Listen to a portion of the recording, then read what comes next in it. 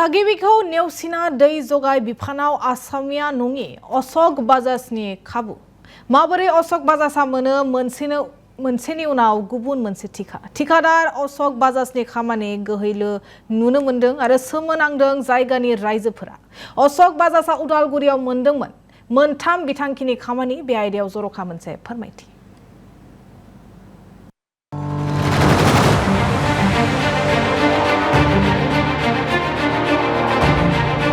थागिबिखौ नेवसिना दै जगाय बिफानाव असमिया नङै अशोक बाजाजनो खाबु माबोरै अशोक बाजाजा मोनो मोनसेनि उनाव गुबुन मोनसे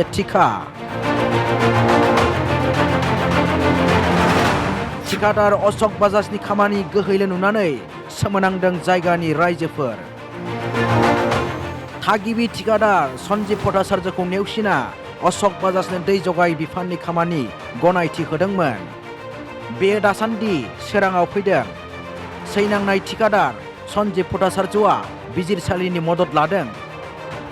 नाथाय मिथिनानै सोमोनांगोन माबोरै असमिया नङै ठिकादार अशोक बाजाजा दै जगाय बिफानाव मोनदोंमोन मोनसेनि उनाव गुबुन मोनसे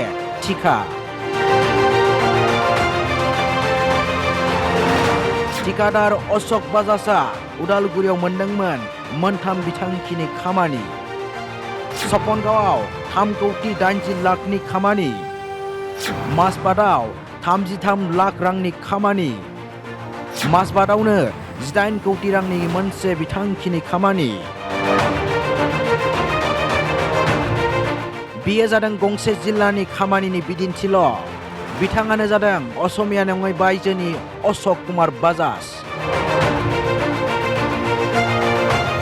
बिदिब्ला नायदो बाजाजनि खामानिनि गोहैलो नुथाय बिटिसिनि मासबादाव सोलिबाय थानाय बाजाजनि खामानिखौ लानानै गोजोननाय गैया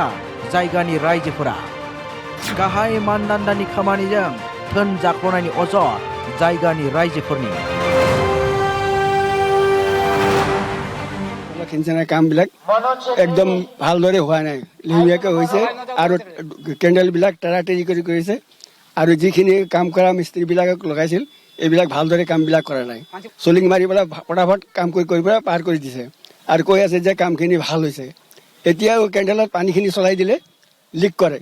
এইটো বোলে স্কিমটো নাবাৰ্ড স্কিম বোলে নাবাৰ্ডতে ষ্টেণ্ডবিলাক দিব লাগিছিল ষ্টেণ্ডবিলাক দিয়া নাই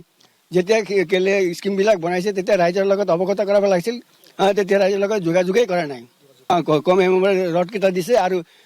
ৰডখিনি 2-4 জেগাত বান্ধিছে আৰু চাটাৰিং বহাই পেলাই ঢালাই মাৰি দিছে সিহঁতে এতিয়া ইঞ্জিনিয়াৰক ক'লে অমুক ইঞ্জিনিয়াৰ বুলি কয় ক'লে সেই অমুক ইঞ্জিনিয়াৰ বুলি কয় আমিতো ইঞ্জিনিয়াৰবিলাক চিনি নাপাওঁ কোন ইঞ্জিনিয়াৰ হয় কোনে ক'ৰ ইঞ্জিনিয়াৰ 10টা-12টা আহি থাকে কোনে আহে কি হয় সিহঁতক আমি আজিলৈকে দেখাই दै जगाय बिफाननि बिबानगिरि बिथांमोना मोजाङै खोनासं बे अजदखौ बेबायदि गाहाय मानदान्दानि खामानि मावनायनि अजद थासेयावबो सोलो बोलो स्रोदै असमिया नङै ठिकादार अशोक कुमार बाजाजनो खामानि गनायथि होनाया मा जानो हागौ दै सारथाय बिफाननि धोन आबादारि रायजोफोरनि मुलाम्फा जानायनि थाखायसो असमिया नङै ठिकादारनि सिपि गरम खालामनायनि थाखाय नङा अशोक बाजाजनि खामानिखौ लानानै आबादारि रायजोफोरनि बेबायदि गोजोन गैयैनि उनावबो उदालगुरिनि दै जगाय बिफाना मानो सिरि बिफाव लादों गाहाय मानदान्दानि खामानि बन्द खालामनांगौनि दाबि खालामदों जायगानि रायजोफोरा बेबायदिनो गुबुन जायगायाव सोलिबाय थानाय अशोक बाजाजनि खामानिनि सायाव फैदों मोनसेनि उनाव गुबुन मोनसे अजदा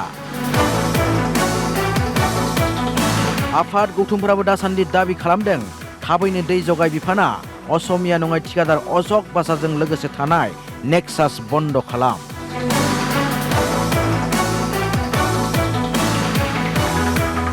ब्युरो रिपर्ट असम लाइभ 24